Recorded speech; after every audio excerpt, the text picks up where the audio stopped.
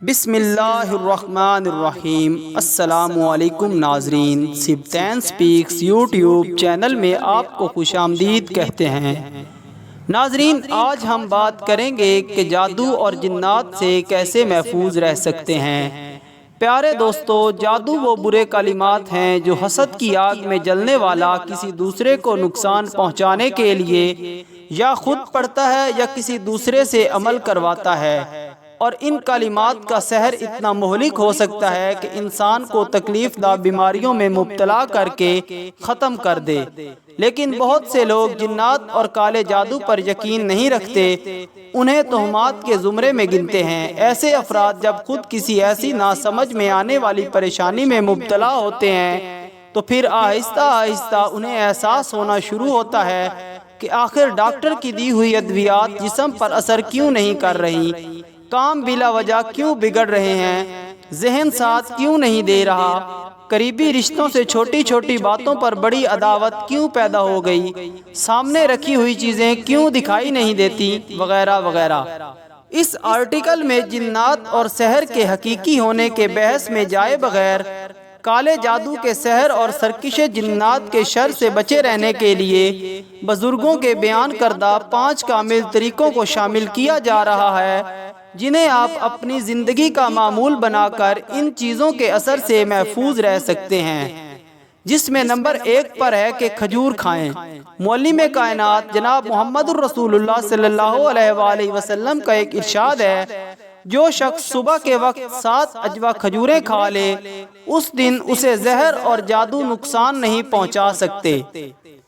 ناظرین، سحر اور جادو کی صورت میں بزرگ 7 دانے اجوا کھجور کے، اور اگر یہ میسر نہ ہو تو 7 دانے مدینے کی کھجور کے، اور اگر وہ بھی میسر نہ ہو تو 7 دانے کسی بھی کھجور کے ہاتھ سے مسل کر یا کسی چیز سے پریس کر کے صبح کوئی بھی چیز کھانے سے پہلے کھانے کا کہتے ہیں۔ نمبر 2 پر آتا ہے باوضو رہیں۔ وضو کی حالت میں جادو اثر نہیں کرتا۔ ابن عباس رضی اللہ تعالیٰ عنہ سے مروی ہے کہ آپ نے فرمایا، جس کا مفہوم ہے کہ اپنے جسم کے ان حصوں کو دھونا یعنی وضو کرنا پاکیزہ کر دیتا ہے، اور اللہ کی طرف سے ایک فرشتہ اس شخص پر مقرر ہوتا ہے جو اس کی حفاظت کرتا ہے۔ اس لیے نماز کے علاوہ بھی کوشش کریں کہ باوضو رہیں، اور سونے سے پہلے وضو کر کے سونے کو اپنا معمول بنا لیں۔ ناظرین، نمبر 3 پر آتا ہے معوذات کا دم۔ معوذات قرآن کریم کی 3 سورتوں کو کہا جاتا ہے، جن میں سورت اخلاص، سورت فلق اور سورت ناس شامل ہیں۔ یہ تینوں سورتوں کو پڑھنے اور اللہ سے پناہ مانگنے والا سرکش جنات اور سحر کے اثرات سے محفوظ رہتا ہے۔ نمبر 4 پر آتی ہے آیت الکرسی۔ سورت بقرہ میں یہ قرآن پاک کی سب سے بڑی آیت ہے، اور بہت سے علماء کرام اس کی بڑی فضیلت بیان کرتے ہیں، اور ایک فضیلت اس کی یہ ہے کہ سونے سے پہلے اور صبح اٹھنے کے بعد ایک دفعہ بآواز بلند اس آیت کی تلاوت کرنے سے انسان اللہ کی پناہ میں آ جاتا ہے اور شیاطین اور جادو کے شر سے محفوظ رہتا ہے۔ نمبر 5، شیاطین سے پناہ مانگنا اور نیک کام میں اللہ کو شامل کرنا۔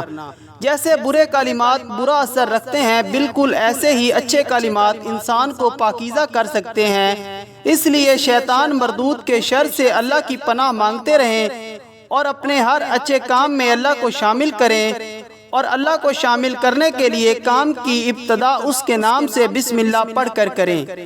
ناظرین، اگر ویڈیو پسند آئی ہے تو اسے لائک کریں، اور ایسی نئی ویڈیوز دیکھنے کے لیے میرے یوٹیوب چینل کو سبسکرائب کر لیں۔ شکریہ۔